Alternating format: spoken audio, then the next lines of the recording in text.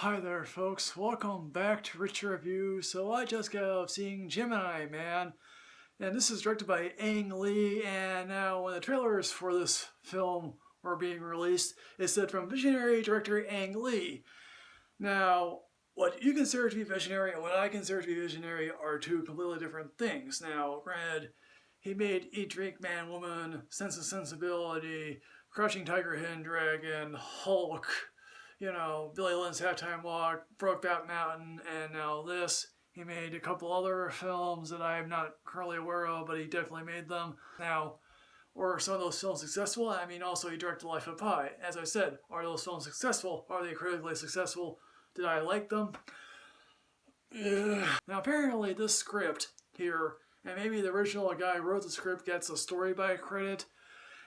This script here has been kicking around since the mid to late 90s, and apparently the technology wasn't there. At least at one point they considered, okay, maybe we'll make someone up like this person when he was younger. That was sort of try with Looper, basically.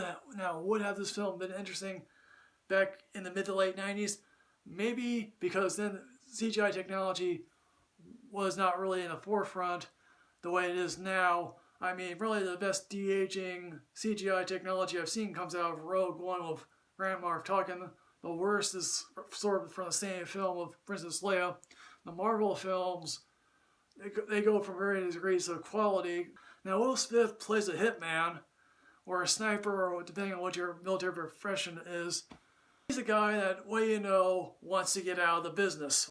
And what do you know, he's set up and by his own government. Now, this scenario isn't all that new, but what do you know, he goes on the run with the Mary Elizabeth Winstead character who he easily marks out first. Now, what we come to realize is, oh yes, there's this dastardly guy played by Clive Owen, whose name somehow escapes me. I just got out of seeing this film here.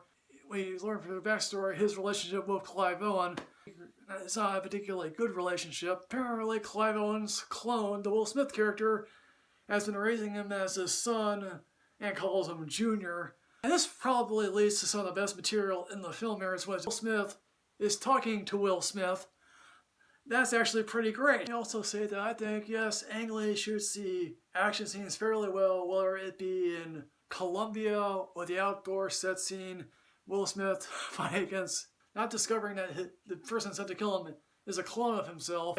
The fact that they use a bike here is quite amazing. Also, the catacomb scenes in Hungary, whether that is Hungary, for all I know, but this might be the rare time where I'd be thinking to myself, yes, I would like to see a behind-the-scenes feature on how they exactly shot those scenes with Will Smith, what type of body doubles they did use. Some of the marsh stuff in Georgia, if it's set in Georgia, it's quite interesting. It's nice, lovely, and shot. And Victor, and oh yeah, we do get some other agency head who basically is like, I'm going to take the fall for this afterwards. Now, here's the problem with this film. This film's problem goes into the third act. This third act goes completely off the rails and has an ending that is so incredibly neat and tidy that I thought to myself, wait a minute, that doesn't work. First and foremost, Mary Elizabeth Winstead, she's a beauty to see on screen. She doesn't really have all that great a chemistry with Will Smith. And basically, how would you react as a 50-year-old to meeting your 15-year-old clone or 21-year-old clone? And I mean, yes, Will Smith has a good monologue to his clone, and I thought to myself, okay, that's interesting. And I guess we come to learn that this clone is without the baggage that Will Smith's character has endured. Because clearly, Clive Owen is cackling at the sky here.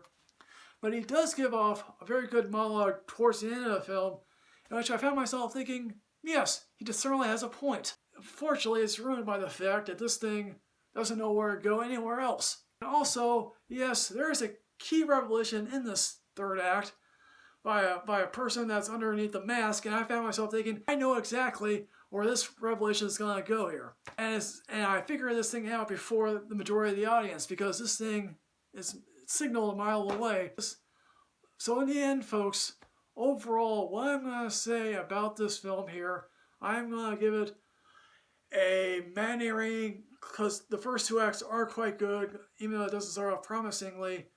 The third act goes off the rails to a certain extent. So folks, Gemini Man, have you seen this? What did you think? What is the best CGI that you have seen in a while? As always, folks, like, comment, subscribe, enrich yourself with knowledge. I'll see you next time, folks. Yes, hooray.